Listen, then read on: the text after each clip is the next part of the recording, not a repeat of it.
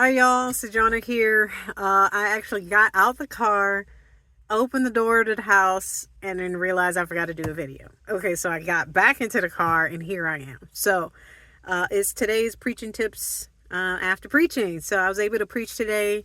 I preached for the first time at Church Under the Bridge in Waco, Texas. It was powerful. And by the way, I'm saying the chili was powerful. Oh my goodness. They had a chili toilet bowl cook-off or something because it's Superbowl Sunday. And so that's their tradition to have like a football after the service, which was fun to watch. I was going to participate, but people were talking to me. And so I wasn't able to. And they had already started. So I was taking pictures for them. One of many. And then afterwards we had the chili thing. I think 9 people made chili, and so I made my way to number 1, and a couple of minutes later I was out for the count. Like, I was actually sitting next to the porta potties sitting there because I wish I could throw up so I would feel better, but it wasn't happening. It was so bad. And then I heard other people, and they saw me. It was like, you ate the chili, number 1? Like, yes. Nothing like, guest preacher, like, laying on the floor, basically, in front of a porta potty. Whoa. But still a great time. Like I said, powerful. Yeah, what a great experience. And so anyway, going back to the porta potty, just like me, just not, I was sweating. I had to take off. If I had an undershirt under here, I would have taken this off. I thought about just taking it off and just laying on the ground because it was so bad. My response, my bodily, I heard some people threw up. A person threw up. Another person was just as bad as me, and it came back for him, Anyway, not to be talking about the rest of the chilies. I guess they were good. I don't know. I didn't make it past number 1. But what was I going to say? There was this. A couple of people came over to ask me if I was all right. They knew what happened. But this one woman, it was just so nice. I couldn't think of anything except for, I don't know what you can do for me because I don't know. She came by like 3 times, coming back and forth and trying to give me space. I was just like, it's just, oh man. Thankfully it passed in probably, 20 minutes or so. I don't know. It felt long. It might have only been 5 minutes. No, I'm pretty sure it's longer than that. But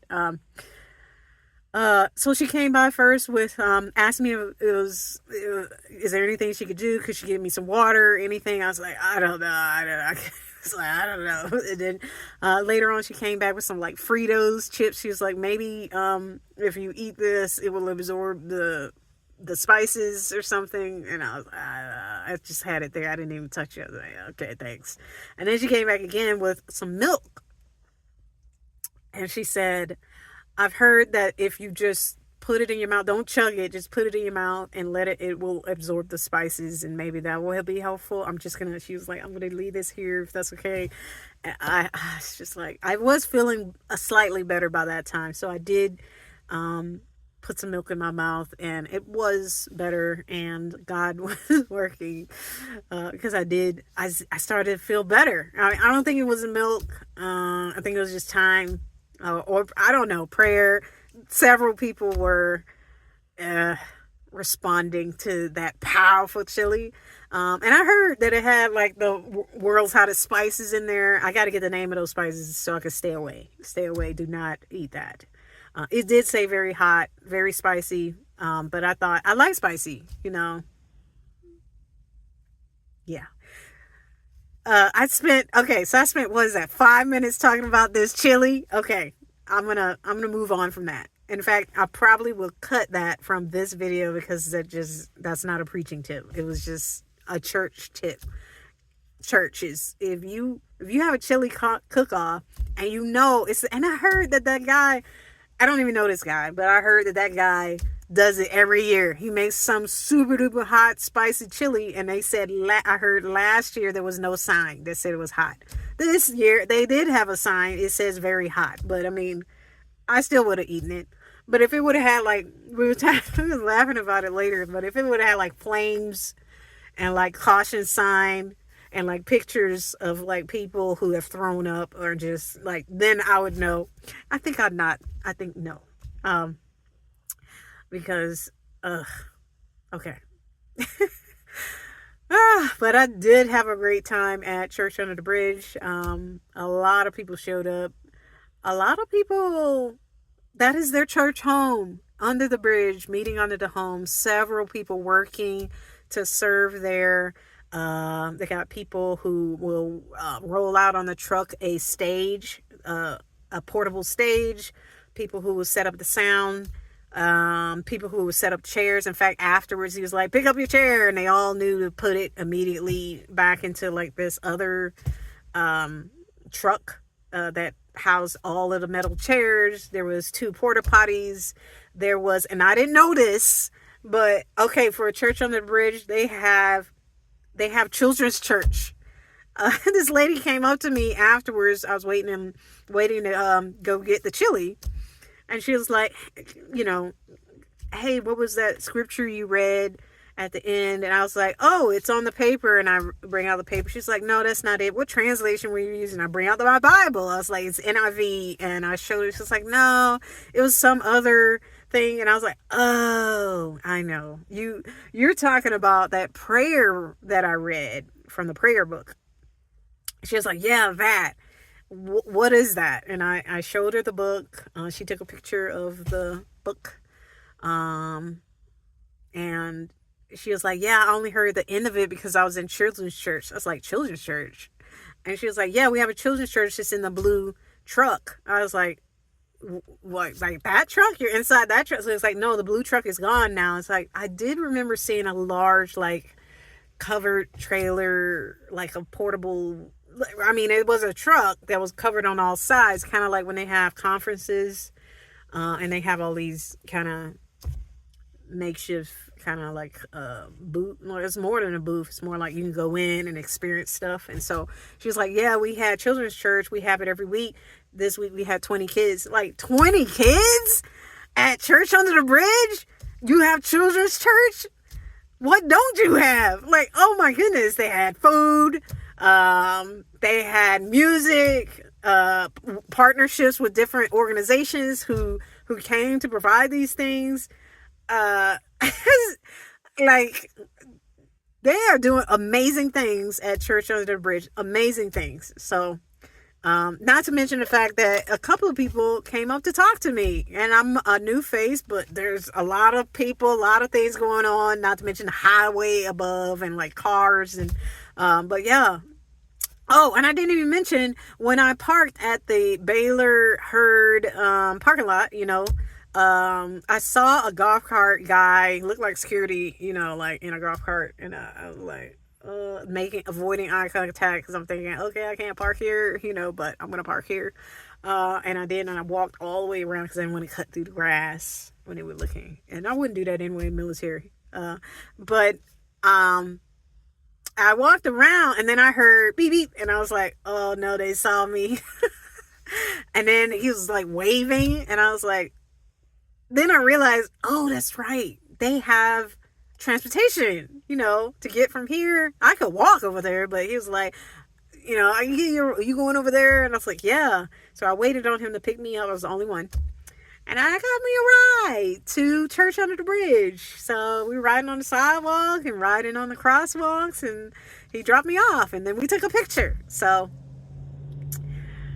I mean, not just the golf cart guy, but the sound system guy worked with me I asked him, can I leave my phone here so that I can record the sermon, you know, because they don't do recording yet, or they just don't do recording. They do audio though, but not recording, not video. So he was like, we don't do that. I was like, I understand. You got a lot of stuff going on. Can I just put my tripod here and, press record the whole thing, and they were fine with that. And thankfully it did record the whole thing. So, but anyway, as I was sort of standing there getting several people, this one lady came up, you don't remember me, but I met you like 3-4 years ago.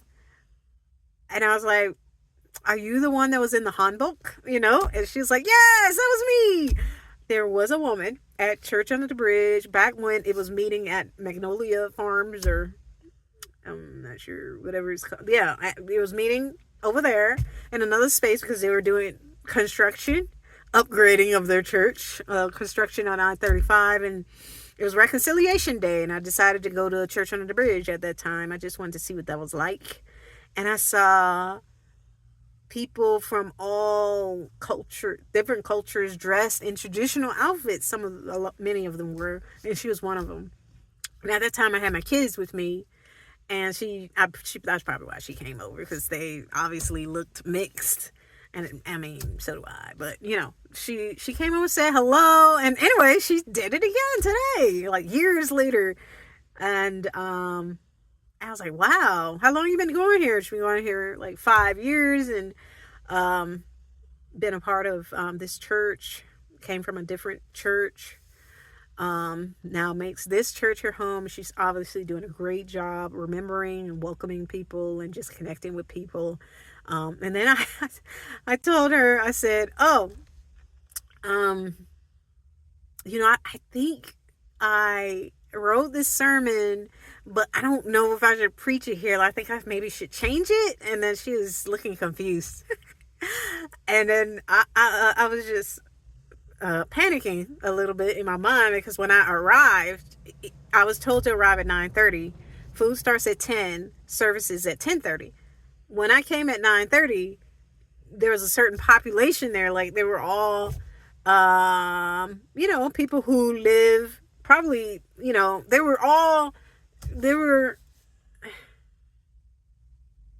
was a lot of people there. But I thought, making assumptions, I thought, you know what? I don't know if this message that I prepared is for them. Like, maybe I should preach another message of hope, more of hope, and more of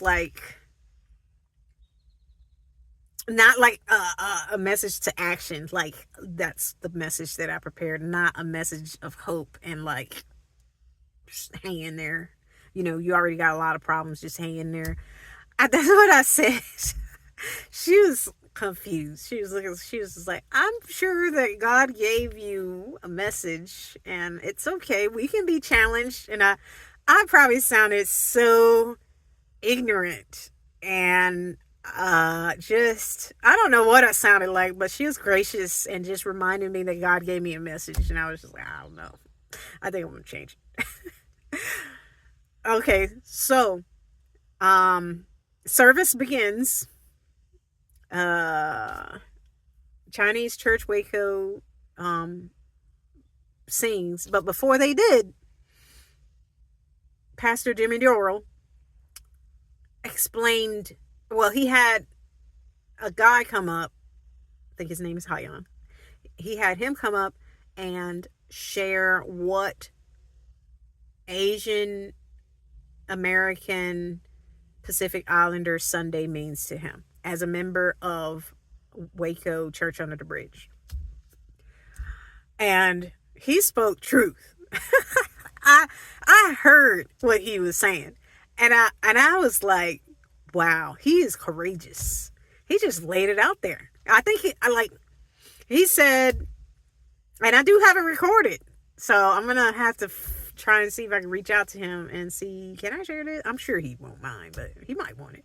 But basically, he was just like, in this land, we feel unseen as Asian Americans. And I was like, I mean, I don't know. I was just, wow. He had courage. That gave me courage. And so I guess my preaching point is that, especially if you preach in different contexts, not like at the same church week after week, but if you are preaching in different contexts, and you have prepared your message as best as you can, trust that God will use that message. Even when you come and you see the people and you second guess I don't know if this is too much, I'm not sure. I ended up preaching the message that I made. I did shorten it a little bit in some areas because I was trying not to read, but I basically preached my message, and that I feel like, as I worked on it, I felt like this was the message. I mean, can't say it was all from God. I mean, it's me. I'm the vessel, but I did the best that I could, and I presented it courageously, and it doesn't matter that I got a lot of feedback about it. But I try to ask people when they come up to me and they try to talk to me, I did ask them what stood out to you, because I'm curious. And when I asked people that, I heard different things stood out to them. So actually, this particular sermon preached today on Superbowl Sunday at Church Under the Bridge was a compilation of a lot of different stories. And what I realized was, I don't know if it's because of how diverse this church is, the Church Under the Bridge, but different stories spoke to different people, which is wonderful. So I'm glad I did that. And I'm glad that God was at work, and God is definitely at work at Church Under the Bridge. There are things happening there. There are hearts impacted there, and it shows from the various ways that they serve one another and serve their community. So, preaching tip: trust in the Lord and what God is doing, in and through you preacher, in and through you, and through the people who you are bringing the word to. Let them encourage you and pray for you, because they will. And God is at work in them, and God is at work in us. Blessings. Sejana shines. All right, let me know what you think now. Bye.